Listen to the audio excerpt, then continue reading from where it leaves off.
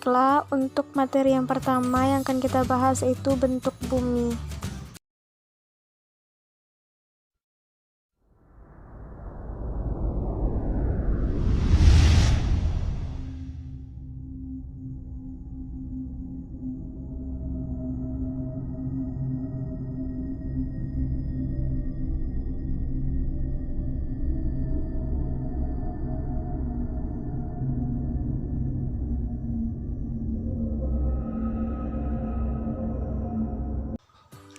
Seperti yang tercantum dalam buku Bumi dan Tata Surya yang ditulis oleh Danang, di mana buku ini membahas tentang sistem tata surya dan seluk-beluk planet bumi.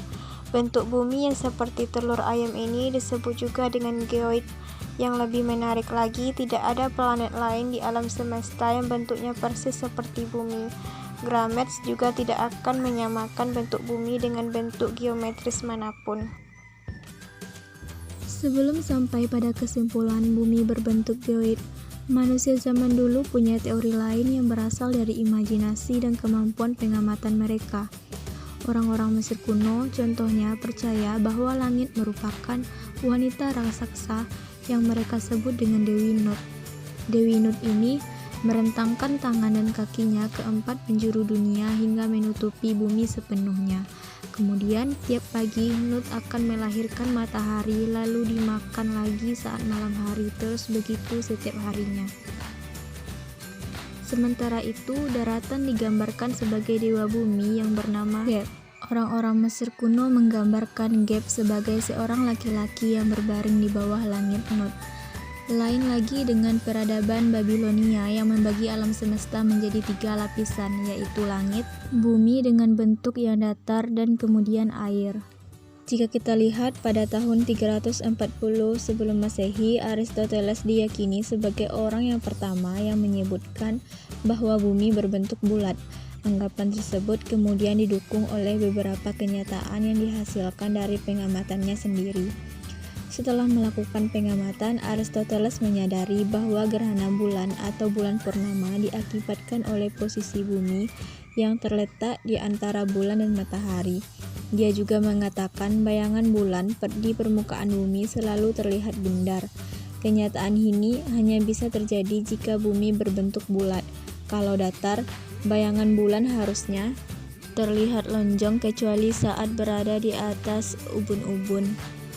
Jadi, melalui bukti-bukti tersebut, Aristoteles lalu menyampaikan gagasan bahwa bumi sebenarnya berbentuk bulat. Gagasan ini disepakati juga oleh filsuf-filsuf setelah Aristoteles seperti Euclid, Archimedes, Eratosthenes, dan Aristarchus. Nah, untuk materi yang kedua yaitu mengenai susunan bumi.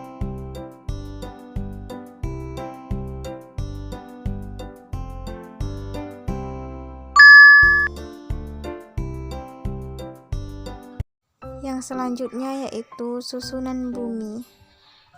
Sebelum masuk ke inti, perlu kita ketahui, bumi merupakan planet ketiga yang memiliki udara atau oksigen yang dapat kita hirup, dan jaraknya tidak terlalu dekat dan jauh dari matahari. Jadi, bumi tidak terasa dingin maupun panas. Maka dari itu, bumi tempat seluruh makhluk hidup. Bumi juga merupakan batuan yang sangat panas loh, namun lama-kelamaan bumi mendingin dan berbentuk kerak bumi. Ini merupakan bentuk bumi yang terbelah, di mana untuk bagian pertama ada kerak bumi.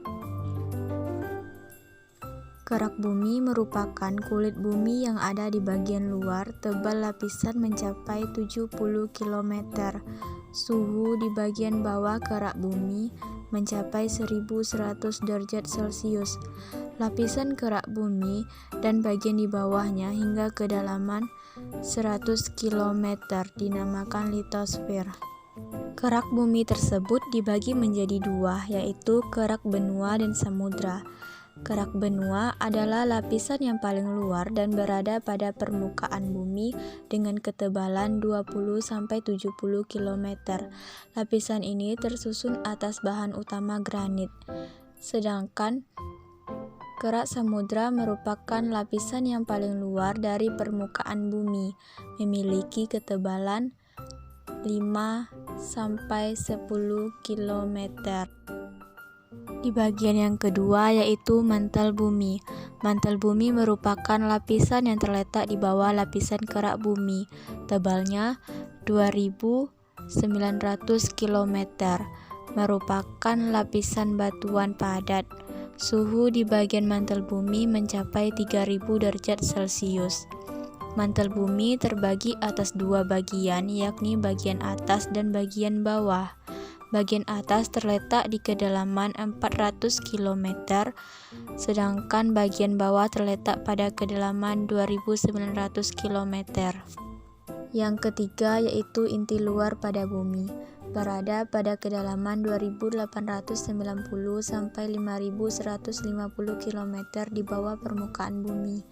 Inti luar juga mempunyai ketebalan sekitar 2.200 km dan tersusun dari besi, nikel, sulfu, dan oksigen. Temperatur inti luar 4.000 sampai 5.000 derajat Celcius. Yang terakhir yaitu inti dalam. Inti dalam merupakan pusat bumi yang padat dengan ketebalan 1.200 km, tersusun dari besi, nikel, oksigen, karbon, dan lain-lain. Suhunya mencapai 5.000 sampai 6.000 derajat Celcius. Baiklah, sampai di sini dulu materi yang dapat saya sampaikan. Wabillahi taufik wal hidayah. Wassalamualaikum warahmatullahi wabarakatuh.